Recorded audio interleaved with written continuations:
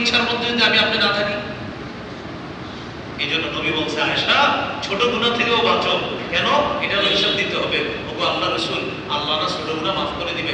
আয়েশা ছোট গুনাহ আল্লাহ মাফ করবে যাকে ইচ্ছা তাকে, যদি ইচ্ছাটার মধ্যে তুমি না থাকো। আল্লাহ আমাকে আপনাকে কথাগুলো বোঝার তৌফিক দান। আমিন। তাহলে ছোট গুনাহ না করা। আর একটা জানলাম ছোট গুনাহ এটাও কিয়ামতের মাঠে দেখবো। আর একটা জানলাম ছোট গুনাহ যদিও ছোট তো নাফরমানিটা করতেছি আল্লাহ। 3 নাম্বার জানলাম ছোট গুনাহ এটার হিসাব দিতে হবে। 4 নাম্বার জানলাম ছোট গুনাহ যে আল্লাহ মাফ করবে এটা আল্লাহর ইচ্ছা।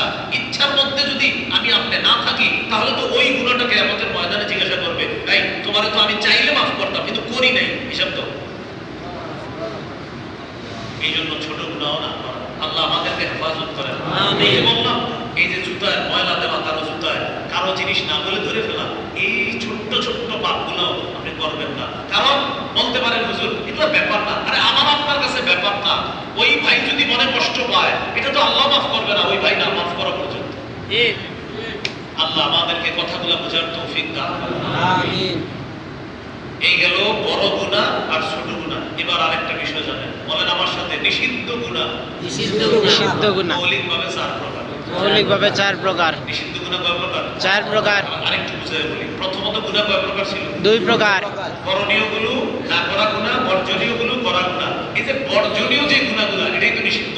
এই বর্জনীয় পাপ আবার 4 প্রকার। বলেন বর্জনীয় পাপ কয় প্রকার? 4 প্রকার।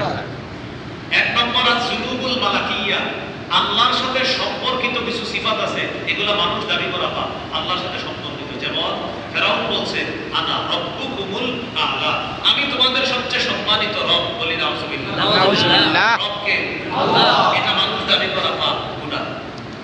আল্লাহ বলছেন হাদিসে কুদসির মধ্যে আল কিবরিয়া রিদাই, অহংকার আমার চাদর, আমার চাদর নিয়ে টানাটানি করো না। তাহলে মানুষের মধ্যে অহংকার আছে কি?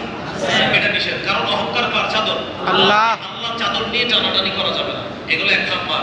তাহলে বর্জনীয় পাপ 4 প্রকার। 1, আল্লাহর সাথে সম্পর্কিত সিফাত মানুষ দাবি করা, এটা নিষেধ, এটা বর্জনীয়। 2 নাম্বার আয-যুনুবুশ শায়তানিয়া, শয়তানের সাথে সম্পর্কিত পাপ, ওর তো সবই পাপ কিন্তু ওর সাথে সম্পর্কিত বৈশিষ্ট্য আছে, এগুলো মানুষ দাবি করা পাপ। যেমন হাসাদ, হিংসা করা। মনে রাখবেন মাখলুকের মধ্যে সর্বপ্রথম হিংসা করছে শয়তান। রাসূলুল্লাহ সাল্লাল্লাহু আলাইহি ওয়াসাল্লাম বলেন ইয়াকুমুল হাসাদ, তোমরা হিংসা থেকে বাঁচো। ফাইন্নাল হাসাদা ইয়াকুলুল হাসাদা কামা তাকুলুন নারুল হাতাব, হিংসা এমন একটা পাপ যেমনি ভাবে